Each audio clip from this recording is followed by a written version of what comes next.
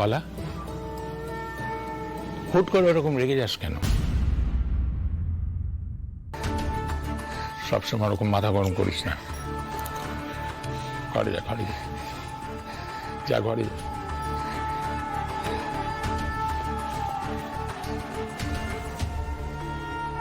অরুণবদা ভয় পাচ্ছে কেন?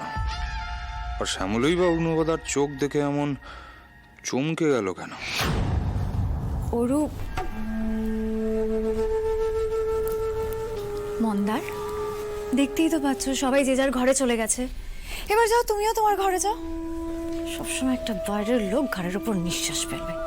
নিজেদের বাড়িতে নিজেদেরই কোনো প্রাইভেসি নেই। হ্যাঁ ঠিক। প্লিজ। আর টুম্পা, তোমরা কি করছো বলো তো? তোমরা যাও, ছাদ থেকে জামা কাপড়গুলো নিয়ে এসো, তাড়াতাড়ি যাও। শ্যামলী এসেছে বলে এই বাড়িতে কোনো কাজ হবে না।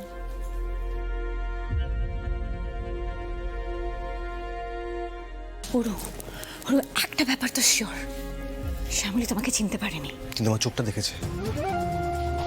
হ্যাঁ তৃষা, আচ্ছা এই যে আমার চোখ থেকে ফেলেছে, যদি এটা নিয়েও পুলিশকে বলে দেয়, তাহলে তো আমিও পুলিশের সাসপেক্ট হিসেবে চলে আসবো না পুলিশের কাছে?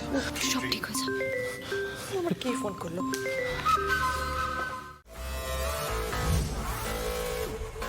ও গড, কি শুনলো অনিকেত?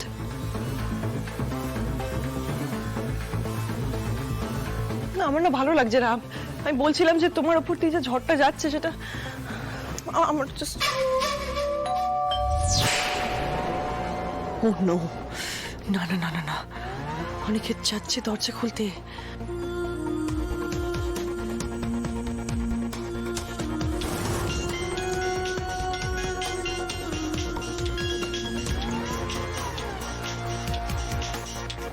ধরো না, তুমি ফোনটা ধরো, আমি দরজা খুলছি। না, ইম্পর্টেন্ট কল হতে পারে, ধরো না। হ্যাঁ বলুন।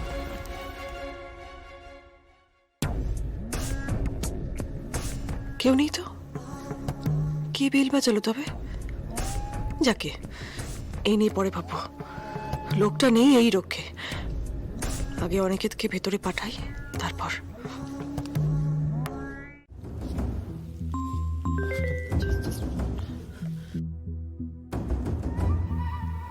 এই বিশ্বাস হলো? হ্যাঁ, আমার বিশ্বাস হয়েছে স্যার। আপনি জোড়াবাড়ির বাইরে দাঁড়িয়ে আছেন, কিন্তু আপনি প্লিজ ভেতরে আসবেন না। সে টাকা না দিলে তো আমাকে আসতেই হবে। আপনি আপনার টাকা পেয়ে যাবেন, আই প্রমিস, কিন্তু আপনি প্লিজ ভেতরে আসবেন না। টাকাটা কিন্তু আমার চাই চাই।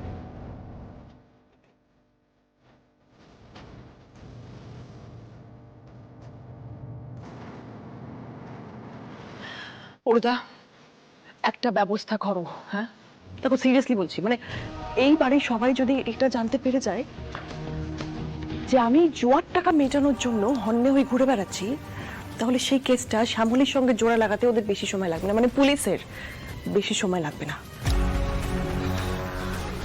একটা কিছু তো করতেই হবে না। ইয়েস, এমন একটা কিছু করতে হবে যাতে সবার অ্যাটেনশন সেই দিকে ঘুরে যায়, যাতে বেশ কিছুদিন সবাই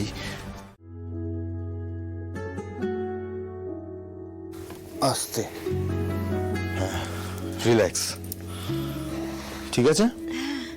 আচ্ছা, এই যে আপনি এই ঘরে ঢুকলেন, আগামী 7 দিন কিন্তু এই ঘর থেকে আর আপনার বেরোনো হচ্ছে।